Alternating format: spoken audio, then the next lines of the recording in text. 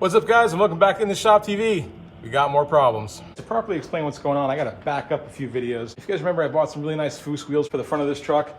Well, the thing of it is that I wasn't planning on buying those wheels at all. I was planning on buying a completely different wheel, completely different look of the truck I was going for. When I saw these wheels, it inspired the build to take a turn. The whole truck kind of took on a new look in my head based around just these wheels alone because I really liked them. Here's where I made a mistake. The problem is I bought the wheels, I jumped on them, I love them for the front because we're doing the Mustang 2 front suspension. The problem is that I never looked at the back wheels. I didn't know what sizes they made, what sizes I wanted to run. I just went with those fronts, bought them, put them on there. Everything was good. I was super happy. Now we finished our rear end. We're all ready to get going and get the truck resting on all four wheels. And lo and behold, in my bolt pattern, they only come with one size option for back spacing.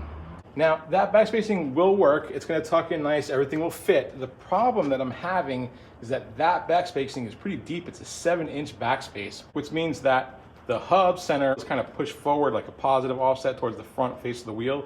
And a lot of that wheel kind of covers up the brake and the rear axle and all that good stuff. So here's our rear end. It's 7 inches from the rotor face back, kind of is like just kissing that shock bracket right there. So let's get a wheel on and see how it looks. So these are the wheels that came in the mail today. They are exactly the same as what we have here in the front, except those are 18s. These are 20 by 10.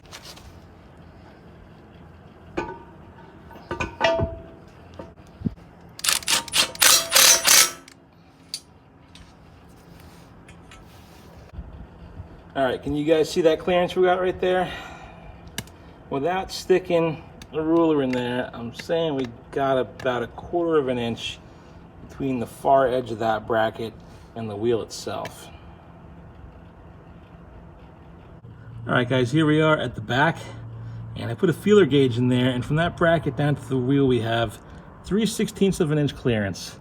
So, I don't know, what do you guys think? Would you run it like that? Not run it like that? Make a new shock bracket?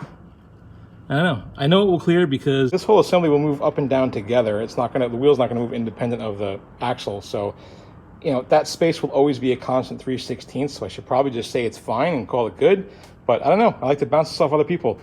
Leave it in the comments. What do you guys think? Should I make new shock brackets, suck that in a little bit, or pull them that way, or just roll with it at 3/16 of an inch clearance? All right, so right after I shot that scene, I took the wheel off and I put it back in the box, and then I noticed something. Here's our valve stem hole, and then through turning this around, I noticed we have another one right here. So if you guys are wondering what that little hole is for, that's for a TPMS sensor. And I didn't realize, but a lot of newer wheels are coming like that since most newer cars are coming with TPMS sensors. Having a second TPMS location is kind of advantageous to like off-roaders or people who do stuff like that, because you can air up in one, let out air in the other, or you can attach a gauge to the second inlet. And then, you know, you can read your air coming in and out. And it's even advantageous if I was planning on running TPMS, but this is a 1955 Chevy truck. I have no intention of doing that. So of course, for me, it's a hindrance. And where is it?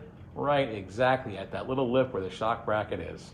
What I can't figure out is why on the 18s that I purchased didn't have those and these do. It's the same wheel. Why is it that a 20-inch has a provision for a TPMS sensor and an 18-inch doesn't? It makes no sense to me. But anyway, here we are, and what are we gonna do about it? Well, for that smaller second hole, they sell like what they call flush valve stems. So it just doesn't really stick out very much, and you have an extension that you would screw in if you want to air it up, which I would never use. I would only just have it there to plug that hole up. So I just ordered this set right here. It's a pretty basic concept. All I need is 2 of the 4, and basically just kind of, it's like a bolt that has an air patch to the center of it. Bolts in, you put the bolt on the inside of the rim where the tire is, and then that front side sits flush there, and you take the little cap off if you want to air it up. So we're back here at the shock bracket, and here's what I'm thinking right now. My options are I can move it in this way, cut this, weld it, make a new bracket, something like that, and just get it away from the wheel in that respect. The problem I have with that is that you really want the base of the shock to be as close to the tire patch as possible for the best performance. So I'm not really too eager to move it in more. So my other options are, being that a wheel is circular, if I move this in, it's going to create a lot more space here. Even just a tiny bit will create a lot more space, I think. So what I'm going to try first, because it's quick and easy, and I think it'll work, is this design, if you notice, is actually 2 separate plates that get bolted together. So you've got your one bracket here and a second bracket here. What I think I'm going to do is lose this second plate, cut this right here, and then weld this bracket to this bracket right here. We got a nice lip to weld. We'll weld it on the back and we'll weld it underneath. could even shoot some weld into here, and it'll be super strong. And then we'll be able to suck this whole thing in an additional 3/16 of an inch, because it's just 3/16 plate, which will bring us in a little bit further this way. And I think even that 3/16 of an inch difference is going to make a really big difference in our clearance over here. So let's get this apart, see how it works.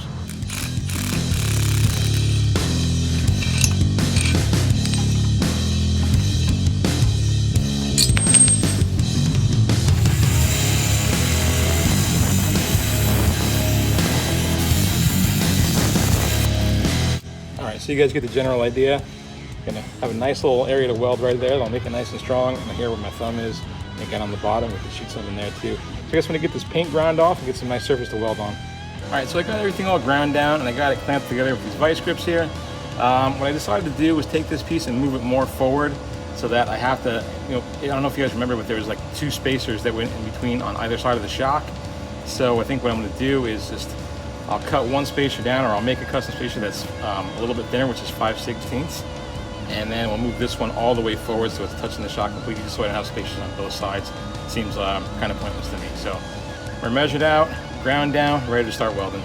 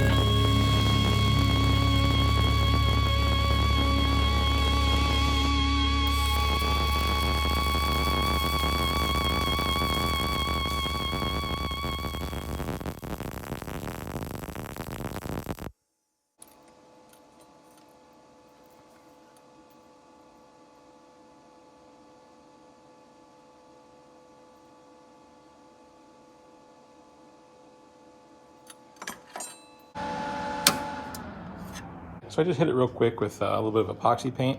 It takes kind of a long time to dry, but it's really tough. I didn't prime it or anything. I just kind of wiped everything down and shot it on. All right, guys, we're all waiting for that paint to dry. I want to show you a product that I think is really cool. They're called TMR Customs, and they actually have a YouTube channel that I think you guys might be interested in. They do a lot of off-roading stuff. But aside from that, aside from building and fabricating and all that good stuff, they have a company where they sell products that I think you guys might really dig. As you guys know, we are not a super big channel. We're kind of small, actually. So anytime somebody is gracious enough to send me something, I'm really appreciative of it. And a lot of times I don't, I decline stuff that I don't think is useful or is not related to my channel, because I don't want to just take stuff and just for the sake of taking it. But this is a really cool product. It's relatable to me. It's relatable to what I do here in the shop. And I think if you guys work on hot rods, especially if you guys weld, I think you might really be into this too. So I recently got rid of my welding cart, which you guys saw in other videos with a top on it, and I'm going to be building another one. So I just picked up this little cart in the meantime, but I have welding stuff all over the place. So this really helps me out a lot. This is a bottle organizer called the whole shebang is what they labeled it. It just kind of hangs in the back of your gas bottle, and it's got all these provisions for everything that you might need that's associated with welding.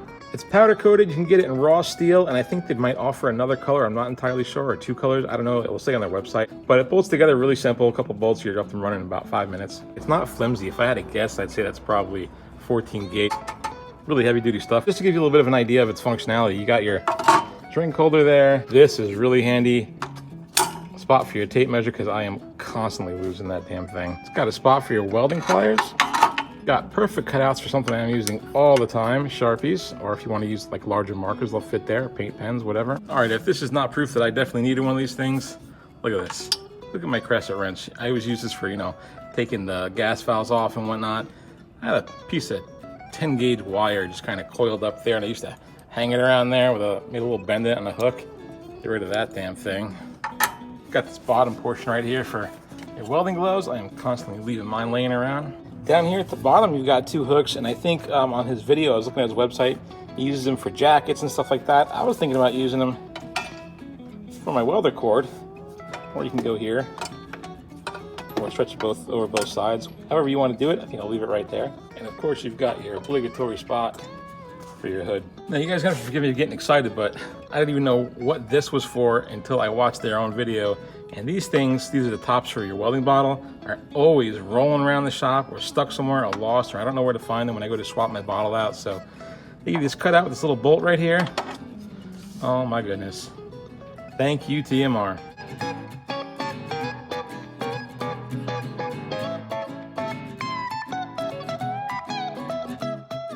What do you guys think? I don't know, pretty cool. I'm really into that stuff. They sell a ton of different stuff that they manufacture, both tools and automotive parts. Go check them out, tmrcustoms.com. I'll leave a link to their website in the description. And do me a favor, guys, go to the YouTube channel if you don't mind. Give them a subscribe, show them some love, watch some videos. I'd really appreciate it. Also worth noting, guys, it's not some big, huge corporation to be giving your money to. This is a small company. Everything's built by them right there in their shop. 2 guys, go check them out. All right, let's see if the paint's dry enough in those brackets. We can get them installed and see if these wheels are gonna work out. All right, guys, I'm not fancy. This ain't no paint shop. Dry enough. All right, so we've got that torqued down, tightened up, looking pretty good. Fingers crossed. Let's go grab a wheel and see how it looks. Before we mount it up, I got these flush mount valve stems I was telling you about. Let me show you how they install. So these install from behind, and this is the part that goes inside the wheel, and there's just a little unscrewable cap here that you can unscrew when the valve stem is inside. They still have a little extension that you just screw into it if you want to air up your tires. But for right now, let's get that sucker placed right there. There's a little rubber grommet that slips on pretty tightly.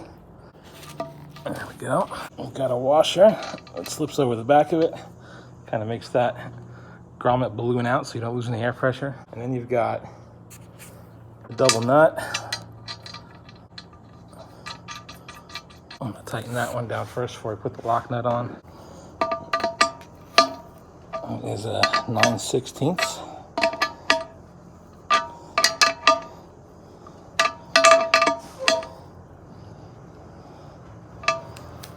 Gonna throw a little dab of Loctite on there. Don't want that coming loose inside.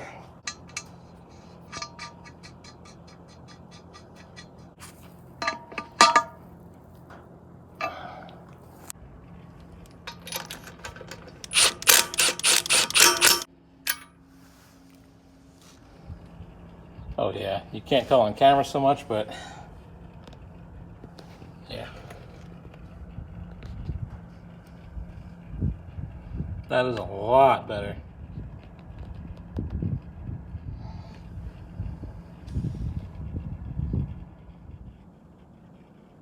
So our flush valve stem is nowhere near it too, and I put a tape measure in there. Actually put a ruler in there between the end of the shock bracket and the wheel. We have 3/8 of an inch now. So it made a huge difference just sucking it in that way instead of chopping it down this way. So if I would have cut these down and took a piece out and just shortened them up, that would have also worked, but I opted not to do it that way for 2 reasons. One, there'd be less strength in these, so I have to weld just both sides of it and kind of hope that that was adequate, but by doing it this way, I've welded on the side, the back, the opposite side and the bottom, and that side. It's got weld bead on all 4 sides of it, so I mean, I'm super confident, and that weld is much stronger. Also, with that length out, remember I mentioned before, I wanted the shock to be as far out as possible and maintain the geometry that we designed and the angle of that coilover, because I want that bottom of the shock to be as close to the tire as possible. You get the best performance that way. And if I would have sucked it in, it would have made that coilover almost, even if I went in like 3/4 of an inch, it would have taken a couple degrees off the angle of my coilover, which would have changed the spring rate and everything, and stiffened everything up back here. So I think this worked out the best, actually. The only other thing I think that might have worked out better or the same is if we made a whole new bracket from scratch. So I'm thinking the next task that we got to get after is removing this old cross member and these two leaf spring perches here, or brackets, whatever you want to call them. That's going to be the last of the rivets on this frame. I am so sick of rivets. So we'll get rid of that, and then I think what we're going to do is start painting the frame, cleaning up and painting it, and work our way forward so we can get a gas tank in here. So next step is cross member and leaf spring brackets out, strip, paint, gas tank in. Guys, that's hot rodding for you. Sometimes things work out perfectly and they fit right out of the box and your plan comes together. Other times, not so much. Anyway, it worked out. Everything fits. I'm happy with it. We still got plenty of clearance around that second valve stem, and everything's gonna work out just fine. Anyway, guys, TMR Customs, go show him some love. He needs the help on his website. He's got some really cool products. If you guys want to buy something, just go check him out and see what you think. Guys, please like, comment, and subscribe. I could really use the help growing this channel. If you like what you see, click that little bell so you get notified whenever we upload a new video in this build series. I'll catch you on the next one. Thanks for watching.